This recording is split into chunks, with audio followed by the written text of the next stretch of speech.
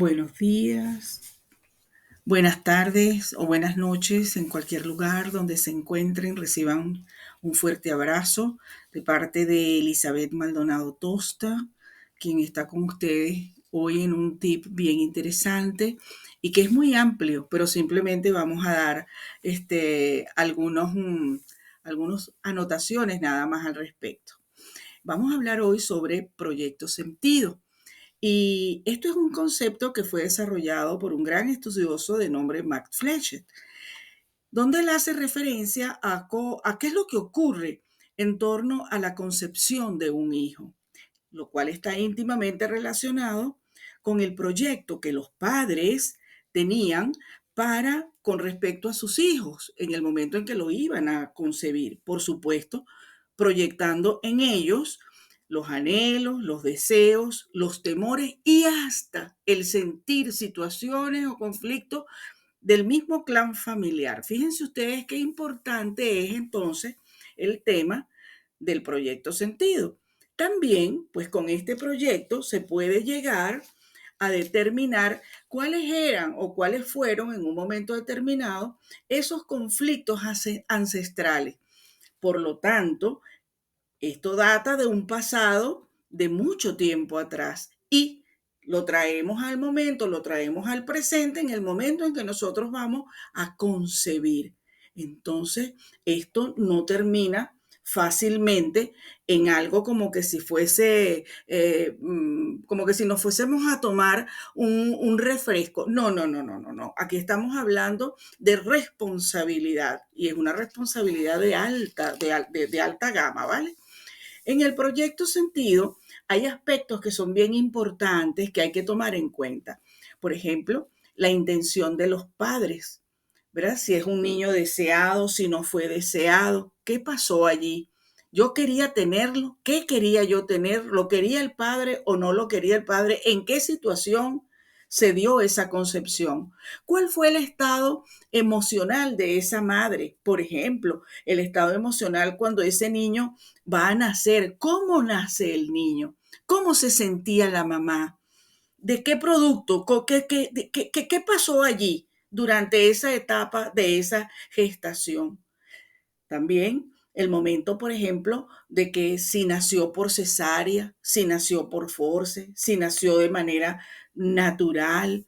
Todo eso tiene mucho que ver, tiene incidencia. Los secretos. Yo me callé muchas cosas cuando estaba concibiendo ese niño que venían de atrás y no lo dije, pero eso va en un ADN. ¿Por qué? Porque en el ADN de los padres hay un 50 y 50, 50% del padre y 50% de la madre. Y eso llega, por supuesto, a este nuevo ser. Ya él viene con ese ADN. Entonces, por supuesto que tenemos que llegar a la feliz conclusión de que ese niño viene con un sello, con marcas que ya están allí, indelebles, que luego, en positivo o en negativo, se aumentarán o no, se afinarán o no. ¿Con qué? Con el entorno, con la crianza, con quienes ellos se vayan a relacionar. Y eso va a dar un producto ya cuando sea pues una persona mayor. Igualmente, es interesante el proyecto Sentido porque nos da lugar a analizar una serie de periodos. Como les dije anteriormente, el más importante es el periodo de la concepción, el embarazo, el parto, los primeros años. Recuerden que los niños absorben todo hasta los 3 años y después hasta los 7. Por eso es que vemos que ellos tienen un estadio, todo niño tiene un estadio donde se enamora primero de la madre porque es una proyección de la madre. Ese cordón umbilical no se acaba con el nacimiento, eso sigue allí atado.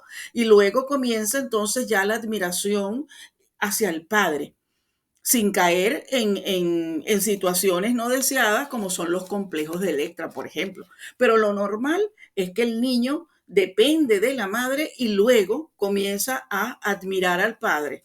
Eso es lo normal, lo natural. Hay situaciones que todo esto pues van dejando y van marcando a ese niño, ¿verdad? Por ejemplo, también es importante destacar de que en este proyecto Sentido hay dificultades que los niños absorben y no nos damos cuenta. Por ejemplo, las situaciones económicas que hayan pasado los padres o los antepasados, igual que las enfermedades.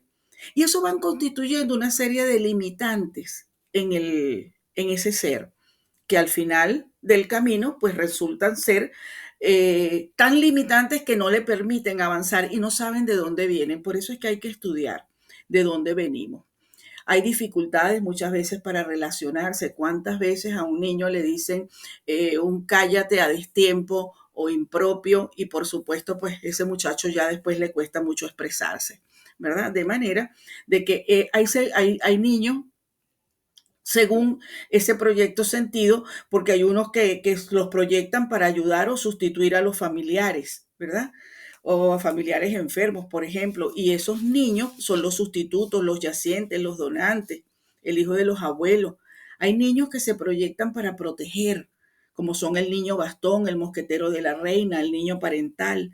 Los niños que se proyectan para procesar conflictos, por ejemplo, son los esponjas, los rechazos, los basuras, el niño síntoma, ¿verdad? También tenemos el niño salvador, que es para resolver conflictos, el payaso, el pegamento. De esto vamos a hablar en otros tips, en otras entregas, porque el tema es largo y es muy importante y ustedes mismos van a ver dentro de la familia qué tipo de hijo hay. ¿Verdad? Lo van a poder observar porque eso lo van a ir estudiando. Cuando ustedes ven un grupo familiar, ustedes pueden determinar si se trata de una persona, si un sustituto. Por ejemplo, si vemos un niño que viene de un aborto, lo más probable es que salga un sustituto. O si se ha muerto alguien, también pues va a salir un niño sustituto. ¿Por qué? Porque vienen después de una situación de cuidado, pues, y nacen inmediatamente. Esos niños tienen un camino que andar y no es muy fácil. También, pues hay casos donde los padres, por ejemplo, eran personas sumamente intelectuales, ¿verdad? El papá era muy intelectual o la mamá lo era, y ese niño viene y hace todo lo contrario, ¿verdad? Porque ellos no vienen a repetir lo que los padres hicieron, no, ellos vienen a contradecir todo eso, como vienen otros que vienen es a reparar, ¿verdad? Esas personas que de repente usted ve que en las familias hay muchos médicos o que en las familias hay muchos enfermeros o de repente nace una monja y de dónde viene esto y uno hace esos estudios y en el árbol familiar o en el árbol genealógico se puede ir sacando qué es lo que está pasando allí. Uh-huh. De manera de que, por ejemplo, también se consiguen farmacéuticas, por ejemplo, puede haber sido de que la persona en un momento determinado sus ancestros murieron por falta de medicamentos y nace esa persona. O abogados también, ¿ves? Que vienen a reparar, porque son abogados que vienen que fueron muy injustos, hubo muchas injusticias en un momento determinado y nacen abogados y las familias son de abogados, son clanes de abogados, ¿verdad? Esos vienen a reparar. Por eso y por muchas razones más es tan importante el estudio de este tema. Y yo realmente los invito a que hagan como tarea el que busquen cómo nacieron, qué pasó, cómo fue el nacimiento de ustedes, cómo estaba papá y mamá cuando fueron con ustedes concebidos. Y ustedes me dirán, pero mi papá y mi mamá se murió, bueno, no importa, eso también se averigua. Pero ustedes tienen la posibilidad de con sus hermanos, cómo vino todo esto, busquen quiénes fueron sus abuelos, quiénes fueron sus abuelas, qué pasó allí, cómo viene toda esta familia y eso le va a dar una cantidad de respuestas porque solamente sabiendo cómo nacimos, quiénes somos, de quién venimos, podemos saber qué es lo que somos hoy en día. Por supuesto, estudiando todo aquello que a nosotros nos rodea.